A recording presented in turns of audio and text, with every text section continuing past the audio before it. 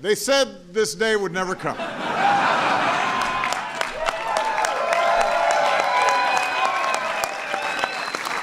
Here is something none of my predecessors ever got a chance to say. Welcome to the White House, the World Series champion, Chicago Cubs.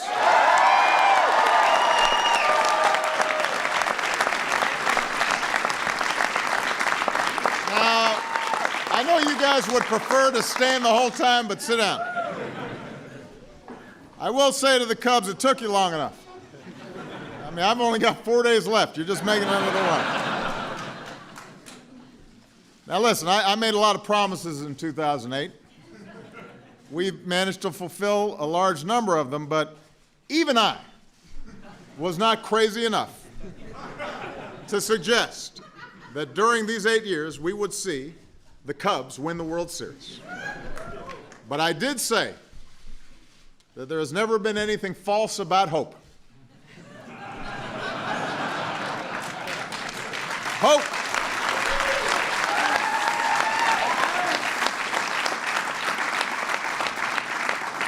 The audacity of hope.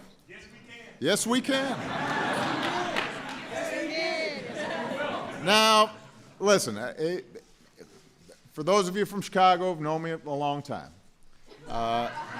it is no secret that there's a certain South Side team that, has my loyalty. For me, the drought hasn't been as long. We had the '85 Bears, we had the Bulls run, the '90s. I've hosted the Blackhawks a number of times.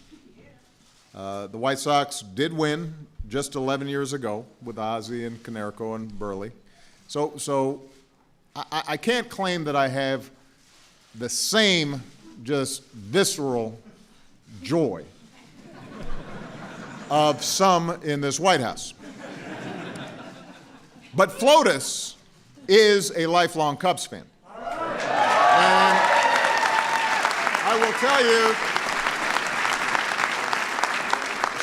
she had to go to another event, but in the 8 years that I've been here, I told the team this, in the 8 years that I've been here, we've hosted at least 50 teams, football, basketball, baseball, soccer, you name it. Michelle has never come to a single event celebrating a champion until today. And she came and shook hands and met with every one of these members of the Cubs organization and told a story about what it meant for her to be able to see them win, because she remembers coming home from school and her dad would be watching a Cubs game, and the bond and the family, the meaning that the Cubs had for her in terms of connecting with her father and why it meant so much to her. And I almost choked up listening to it. And it spoke, I think, to how people feel about this organization, and that it's been passed on generation after generation. And it's more than just sports. And that is not just true for Flotus.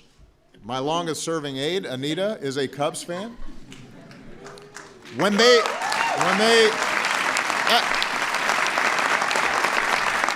Fan is not enough. When they won the next day, she said, "This is the best day of my life." And I said, "What about me winning the presidency? What about your wedding day?" She's like, "No, this is the day." My chief speechwriter, Cody Keenan, Cubs fan. In fact, there were a lot of sick days during the playoffs. One of my staff members was caught being interviewed at a bar outside of Wrigley. And we're watching him being interviewed. You remember Luke? And he's looking kind of sheepish about it. It's like,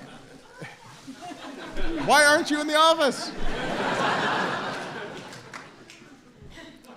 But look, the truth is there was a reason not just that people felt good about the Cubs winning. There was something about this particular Cubs team winning that people felt good about. For example, David Ross and I have something in common. We've both been on a year-long retirement party. But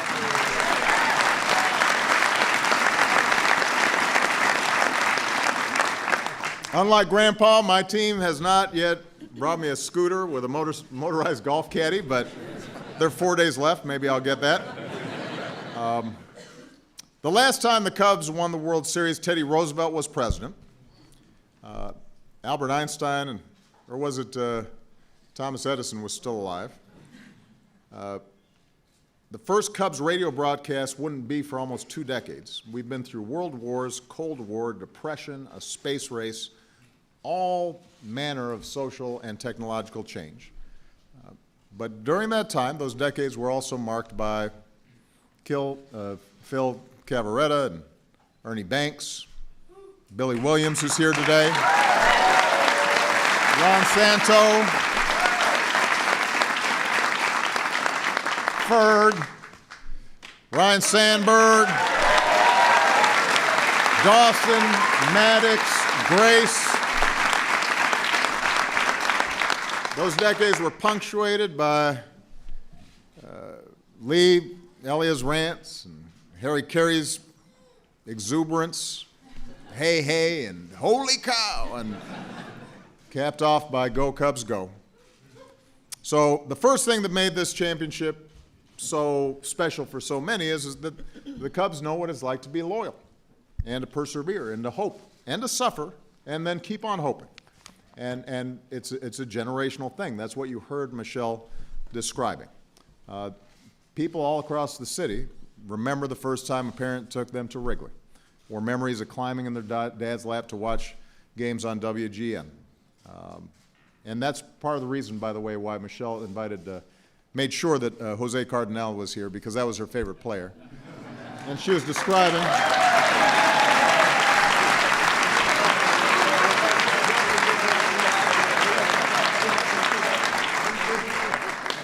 back then he had a big afro, and she was describing how she used to try to wear her hat over her afro the same way Jose did. You could see all that love this season in the fans who traveled to their dad's grave sites to listen to games on the radio, who wore their mom's old jerseys to games, who covered the brick walls of Wrigley with love notes in chalk to departed fans whose lifelong faith was finally fulfilled. None of this, of course, would have happened without the extraordinary contributions of the Ricketts family.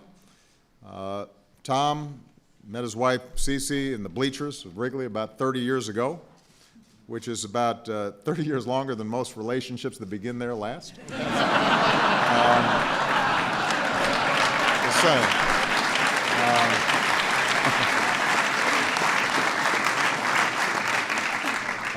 Our dear friend Laura Ricketts met her wife Brooke in the ballpark as well.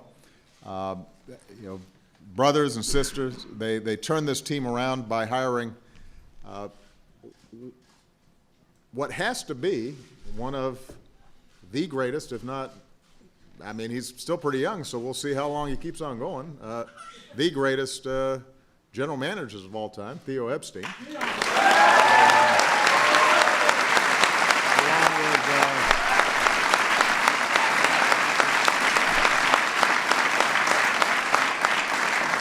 And along with Jed Hoyer and Jason McLeod, they did just an unbelievable job.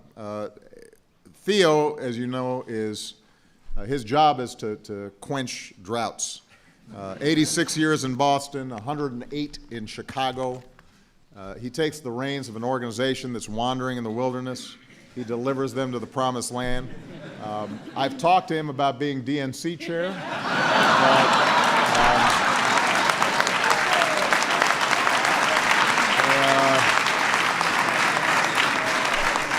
But he's decided wisely to stick to baseball.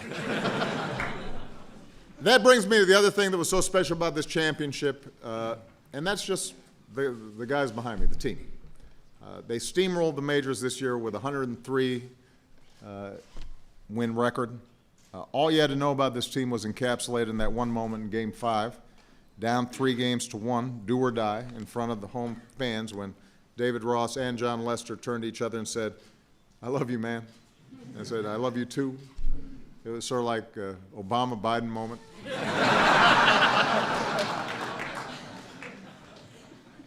And then you've got the manager, Joe Madden, who, let's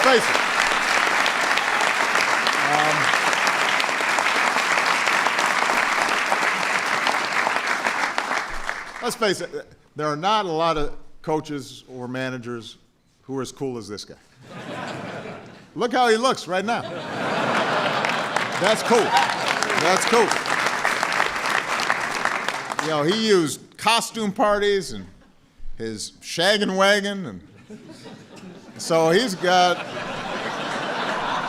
I'm just saying, he's got a lot of tricks to motivate, but he's also a master of tactics and makes the right move at the right time, when to pinch hit, when to pinch run, when to make it rain. In Game 7 of the World Series. It was masterful. So he set the tone, but also some of the amazing players here set the tone. My fellow 44, Anthony Rizzo, who, the heart of this team.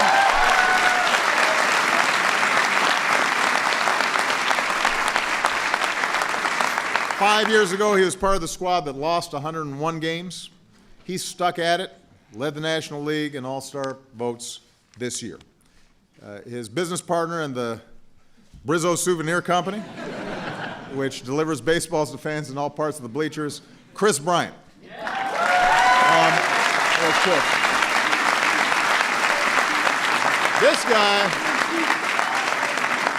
This guy had a good year. You go from Rookie of the Year to being the MVP, you win the World Series, and then, like me, he marries up and comes to the White House.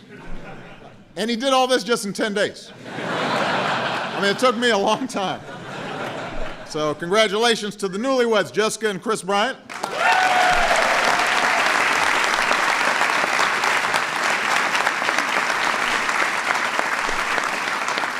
Then you got these young guys like Baez and Russell.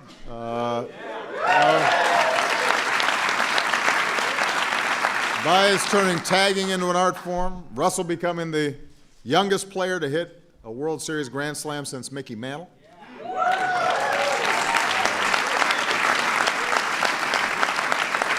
And you mix these amazing young talents with somebody like David Ross, who, for example, helped Anthony out of his glass case of emotions in Game 7.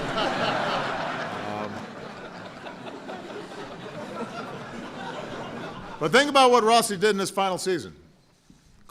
Caught a no-hitter, surpassed 100 home runs for his career, including one in his last game ever. If there was ever a way to go out, this was it. And then you got Ben Zobrist, who didn't get to come to the White House last year after winning it all with the Royals, but then hits .357 in the World Series, go-ahead RBI in the 10th inning of the Game 7, World Series MVP. I think he's earned his way here.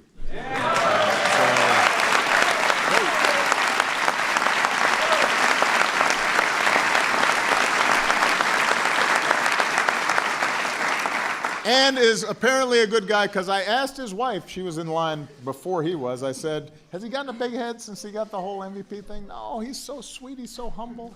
You should just know. You owe her dinner tonight. Extraordinary pitching staff, including Kyle Hendricks, the first Cub to lead the majors in ERA since 1938.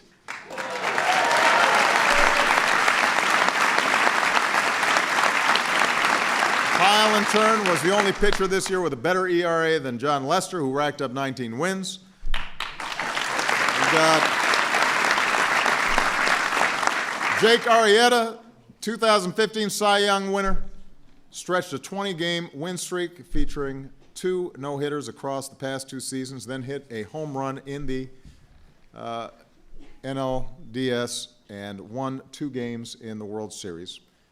So apparently Pilates works. Michelle says it does. So, and then finally the game itself and the series itself. Come back from a 3-1 deficit against a great Cleveland Indians team, force what is widely considered the greatest Game 7 of all time. Dexter Fowler becomes the first player to hit a leadoff home run in Game 7.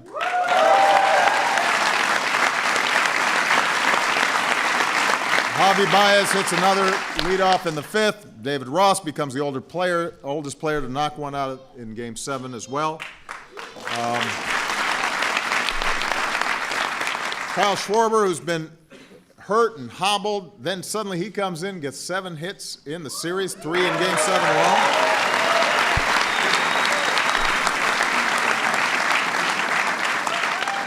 And then you got the 10th inning, you've got the rain. God finally feeling mercy on Cubs fans. An entire game, an entire season, an entire century of hope and heartbreak, all coming down to a 1-inning sprint. And then Zobrist knocked in one, Montero knocked in another. Carl Edwards Jr., Mike Montgomery teamed up to shut the Indians down. And then at 12:47 a.m. Eastern Time, Brian looks like he's going to slip. Everybody's getting a little stressed. Tosses a grounder to Rizzo. Rizzo gets the ball, slips it in his back pocket, which shows excellent, situational awareness. That was impressive. And suddenly, everything has changed. No more black cats, billy goats, ghosts, flubbed grounders. Chicago Cubs are the champs. And on ESPN, you've got Van Pelt saying one of the all-time great nights. You've got Tim Kirkjian calling it the greatest night of baseball in the history of the game. 2 days later, millions of people, the largest gathering of Americans that I know of in Chicago. And for a moment, our hometown becomes the very definition of joy. So in Chicago, I think it's fair to say you guys will be popular for a while. But in addition, they're also doing a lot of good work. Anthony Rizzo and John Lester raised money to help others beat cancer like they did.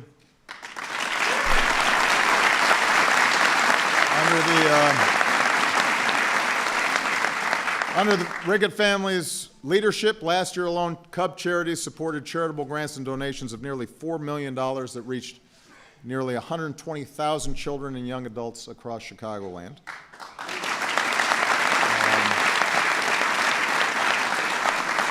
Under their Let's Give initiative, Cubs staff, coaches, players, and spouses donated more than 1,500 hours of service last year to the community. And after the visit here today, they will head to Walter Reed to visit with some of our brave wounded warriors.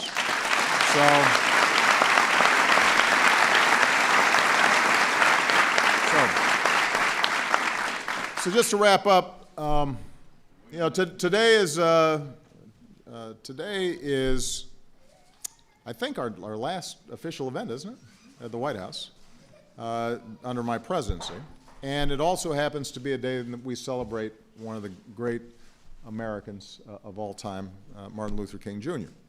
And later, as soon as we're done here, Michelle and I are going to go over and do a service project, which is what we do every year to honor Dr. King. And it is worth remembering, because sometimes people wonder, well, why are you spending time on sports? There's other stuff going on. That throughout our history, sports has had this power to bring us together even when the country's divided. Sports has changed attitudes and culture in ways that seem subtle, but that ultimately made us think differently about ourselves and who we were. It is a game and it is celebration, but there's a direct line between Jackie Robinson and me standing here. There is a direct line between people loving Ernie Banks and then the city being able to come together and work together in one spirit. And I was in my hometown of Chicago on Tuesday for my farewell address, and I said, sometimes it's not enough just to change laws, you got to change hearts. And sports has a way sometimes of changing hearts in a way that politics or business doesn't. And sometimes it's just a matter of us being able to escape and relax from the difficulties of our days, but sometimes it also speaks to something better in us. And when you see this group of folks of different shades and different backgrounds and coming from different communities and neighborhoods all across the country and then playing as one team and playing the right way and celebrating each other and being joyous in that, that tells us a little something about what America is and what America can be. So it is entirely appropriate that we celebrate the Cubs today here in this White House on Dr. Martin Luther King Jr.'s birthday, because it helps direct us in terms of what this country has been and what it can be in the future. With that, one more time, let's congratulate the 2016 World Championship Chicago Cubs.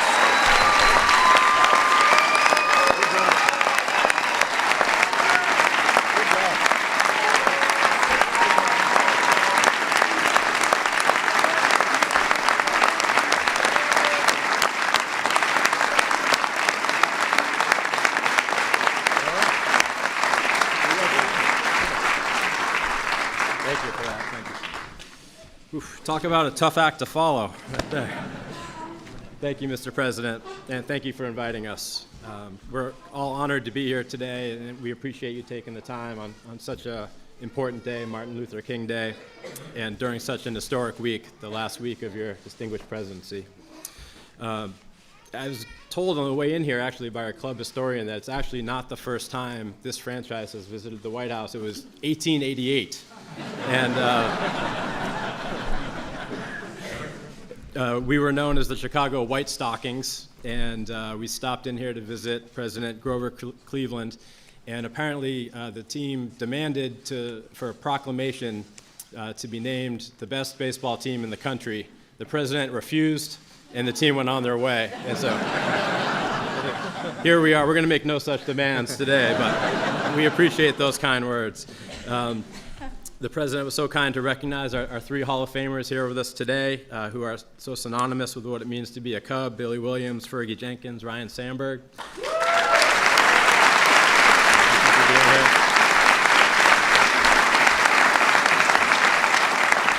And of course, Jose Cardinal, who got the longest hug from the First Lady we've ever seen, her favorite player of all time. You're the MVP today.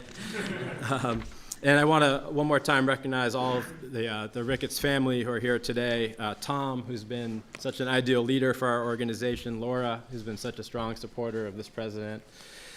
And Todd, who will embark on his journey in public service with a significant role in the new administration next week. And Pete, who's busy governing Nebraska, couldn't be here but sends his best.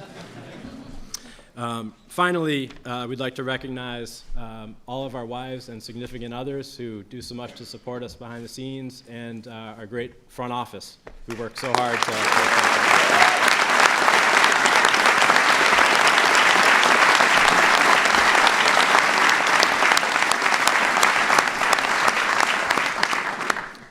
So, Mr. President, as you alluded to, in Cleveland on November 2nd and into the early morning of November 3rd, this special group of players behind me in one of the greatest World Series games in history ended the longest championship drought in American sports. And when Chris Bryant's throw settled into Anthony Rizzo's glove for the final out of Game 7, the victory brought pride, joy, relief, and redemption to Cub fans everywhere, including many in the White House. Thank you. So Many of you were there, but the city of Chicago erupted, unified in a celebration that continues to this day. It was a thrilling, emotional time, and we think we even saw some White Sox fans smiling, which, Mr. President, brings us to you. Yes. We know you may have certain allegiances to another team on the other side of town, but we know you're a very proud Chicagoan, and we know your better, wiser half, the First Lady, has been a lifelong and very loyal Cub fan, which we appreciate very much. And of course, we have great faith in your intelligence, your common sense, your pragmatism, your ability to recognize a good thing when you see one. So, Mr. President, with only a few days remaining in your tremendous presidency, we have taken the liberty here today of offering you a midnight pardon for all your indiscretions as a baseball fan. And so we welcome you with open arms today into the Cubs family.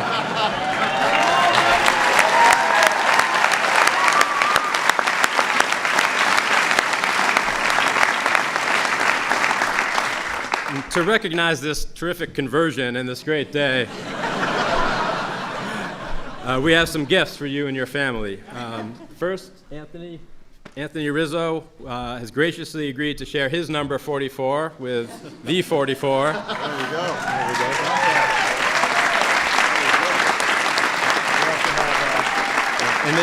And if you're still not comfortable putting a Cubs jersey on, this one just says Chicago. All right. So you're good with that one. Thank you so much. Thank you. Second, we have at historic Wrigley Field, we have a center field scoreboard that's actually an historic landmark. And so we hope the National Park Service won't mind, but we took down a tile for you, number 44, which very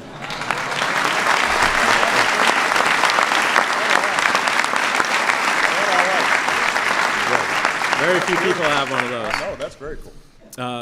We also wanted you to know that as a new fan, you have some catching up to do.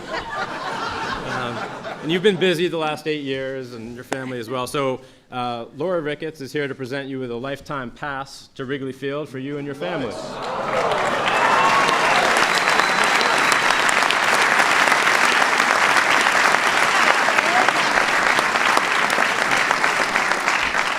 I love how it says non-transferable. It's strictly, I would think not. it's just an emolument. Can you imagine if somebody walks up and says, You don't have to bring it with you. And finally, every time we win a game in Chicago, we fly the W flag, as you know.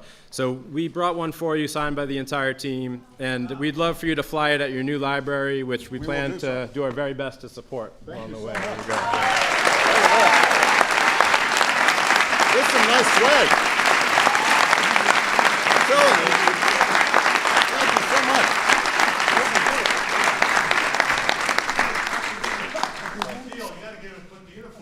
Oh yeah. It's just day one. It's just day one. We're doing okay so far. So, Mr. President, thank you for the dignity and integrity with which you've served this country for the last 8 years, for your tremendous service to Chicago and Illinois before that, and for hosting us here today. We wish you all the best and look forward to seeing you at Wrigley Field. Thank you.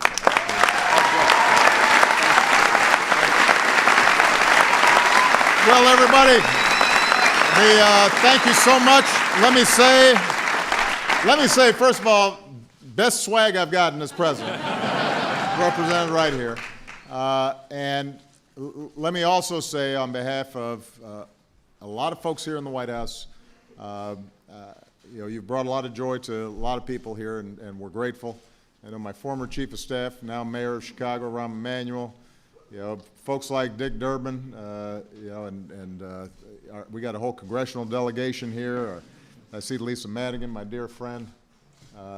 Just a lot of people have been rooting for you for a long time. So even though it will be hard for me, Fergie, to wear a jersey, do know that among Sox fans, I am the Cubs' #1 fan.